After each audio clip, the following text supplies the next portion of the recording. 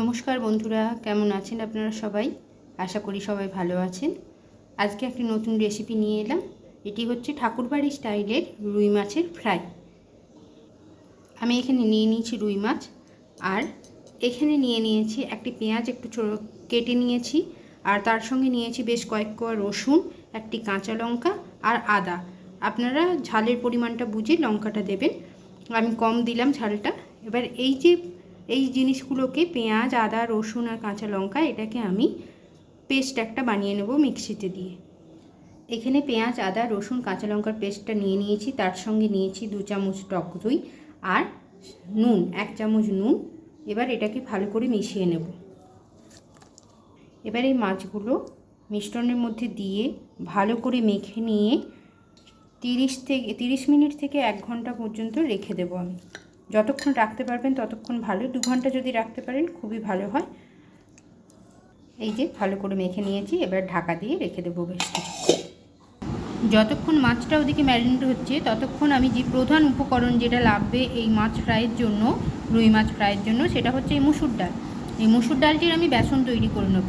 তার জন্য আমি মুসুর ডালটাকে ভালো করে ধুয়ে এই একটি সুন্দর কাপড়ের উপরে ভালো করে মিলে দিয়েছিলাম। আপনারা চাইলে রোদে দিয়েও শুকিয়ে নিতে পারেন।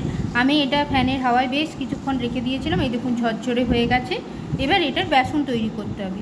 তার জন্য এই মুসুর ডালগুলোকে আমাকে কড়াইয়ের মধ্যে একটু নেড়ে নিতে হবে। এই যে মুসুর ডালটাকে শুকনো কড়াইয়ের মধ্যে নিয়ে নিয়েছি, কিছুক্ষণ এটাকে একটু নাড়াচাড়া করে নেব, মানে ড্রাই রোস্ট করে নেওয়া যেটাকে বলে সেইভাবে করে নেব। দিয়ে ঠান্ডা করে মিক্সার গ্রাইন্ডারে একদম মিহি একটা ফাইন ডাস্ট তৈরি করে নেব। সেটাই হয়ে যাবে আমাদের মুসুর ডালের বেসন। এই যে মুসুর ডালটি আমার সুন্দর করে ভাজা হয়ে গেছে, এবার এটাকে নামিয়ে একটু ঠান্ডা করে নেব। মুসুর ডালটা ঠান্ডা করে নিয়ে একটা মিক্সার গ্রাইন্ডারে দিয়ে দিয়েছি। এবার ফাইন একটা ডাস্ট তৈরি করে নেব। তৈরি হয়ে গেছে আমার মুসুর ডালের বেসন। মাছটাও আমার প্রায় 40-45 মিনিট আমি ম্যারিনেট করে নিয়েছি। এবার ভাজার পালা। তো এইরকম একটি করে মাছ এখান থেকে নেব, ভালো করে মশলাটা মাছের গায়ে লাগিয়ে নেব। এবারে মাছটিকে এই মুসুর ডালের গুঁড়োর মধ্যে দিয়ে দিয়ে ভালো করে কোটিং করে নেব।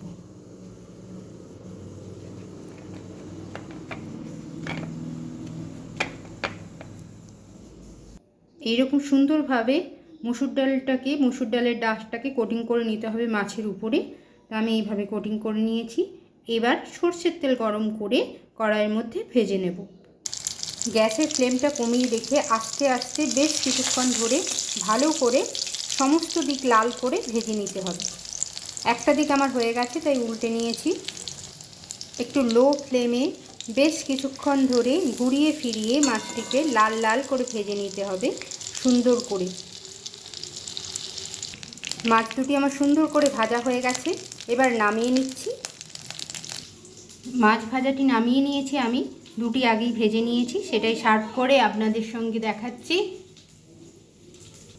ওপরের আওয়াজটা শুনেই বুঝতে পারবেন কতটা খাস্তা হয়েছে। গরম ভাতের সঙ্গে ডাল আর এরকম মাছ ভাজা হলে কিছুই লাগবে না, আর একটু স্যালাড, ব্যাস, আর কিছুই লাগবে না।